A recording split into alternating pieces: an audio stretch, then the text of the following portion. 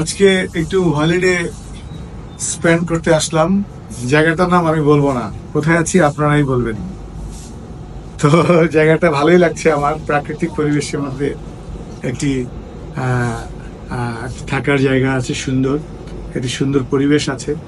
জায়গাটার নাম আমি বলবো না, আগেই বলেছি, এটা আপনারা কমেন্টসে লিখবেন কোথায় আছি। আপনাদেরকে আস্তে আস্তে আমি দেখাচ্ছি পুরো রুমটা, আস্তে আস্তে আপনাদেরকে দেখাই। এই দিকটায় যদি আমরা যাই, এদিকটায় আমরা দেখতে পাচ্ছি এখানে একটা বিস্তীর্ণ একটা জাস্ট এটা বলতে পারেন যে প্রাকৃতিক পরিবেশের মধ্যে একটি চারিদিকে পানি, দুদিকে দুটো পাহাড়, খুব সুন্দর একটা পরিবেশ। তো ভালো লাগছে যে দেখে জায়গাটা, আর রুমটাও বেশ বড়। তো এই জন্য কারো একজনের হেল্প নিয়ে গাচ্ছি।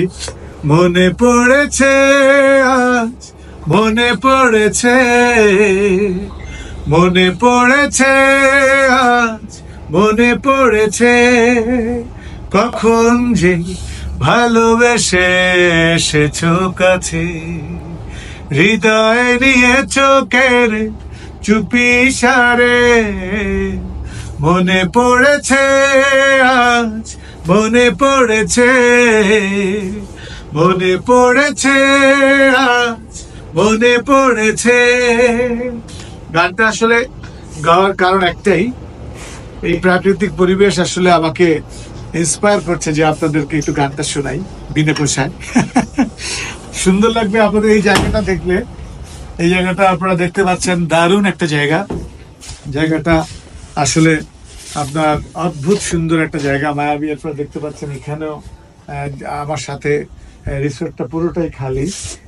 তো আমার সাথে এখানেও একটা বারান্দা আছে, দেখতে পাচ্ছেন। প্রত্যেকটা বারান্দায় সুন্দর এবং বিস্তীর্ণ এলাকা জুড়ে এখানে পানি, দুদিকে গাছ, সবুজ বনানী, এবং সবুজ বনানীর পাশে আপনারা দেখতে পাচ্ছেন যে মাঝখানে চারিদিকে বন এবং সবুজ গাছ, মাঝখানে পানি। ঠিক একইভাবে পানির মাঝখানে একটা ছোট্ট দ্বীপের মতো রয়েছে, যেটাতে হয়তো আমরা যাব একটু পরে বোটিং করে।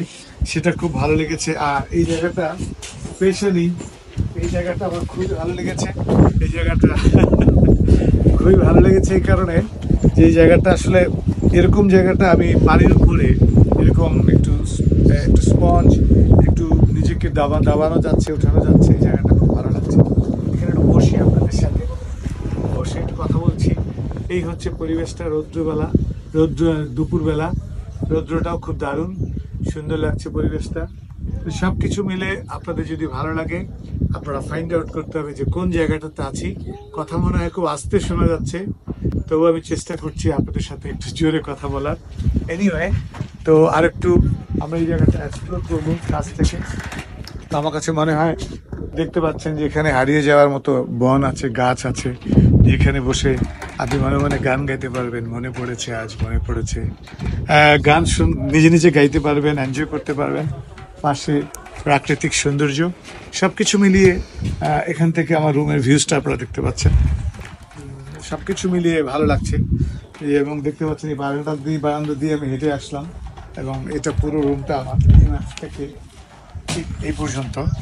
তো ভালো লাগছে ঘুরে। আপনারা যারা গেস করতে পারবেন তাদেরকে বলবো যে আপনারা আসবেন, এখানে আসলে আপনাদেরও ভালো লাগবে যে কোথায় আছি।